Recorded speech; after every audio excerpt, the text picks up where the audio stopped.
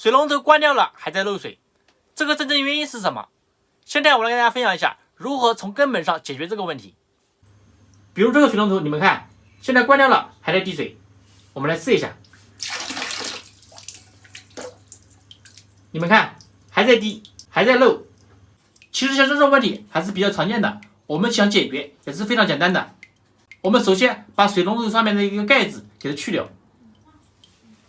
我们先找一个尖锐的东西，然后撬一下，然后找一把十字的螺丝刀，把这上面的一个螺丝给它拧掉。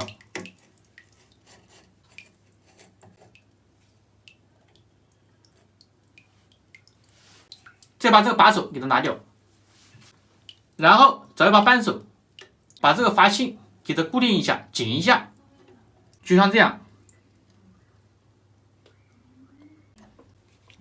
你们看，现在就不漏水了，看到吧？然后我们现在就把这个水龙头全部给它装好。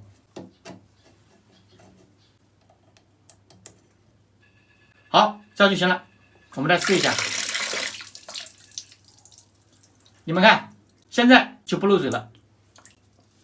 但是有的这样拧一下，暂时不漏水了，但是时间长了又出现漏水的情况。像这种真正根本的原因是什么？其实这个也就是说是个阀芯有问题。现在我把这个拆开给大家看看。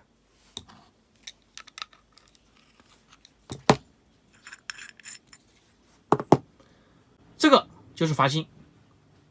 像我们打开水龙头了过后，这个水就从这边过去，然后从这个缝隙里面出来了。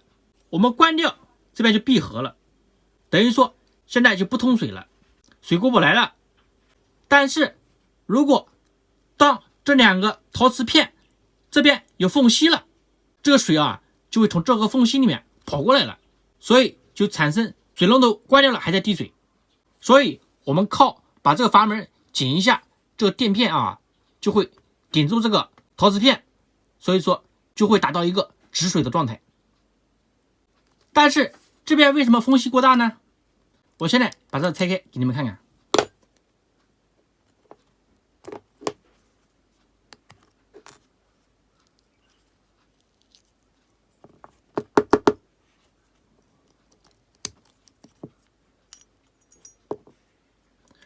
等于说就是这里一个垫片磨损掉了，就是这个磨损掉了，等于说这里空隙就变大了，所以说这个阀芯就有点上下的偏移，我们只能靠这个垫片来把这个陶瓷片给它压住。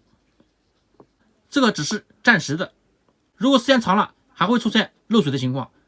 所以说我们想根本的解决，就是说可以把这个密封圈给它加厚一点，这样使用起来就跟新的差不多。比如现在我们把这个装好，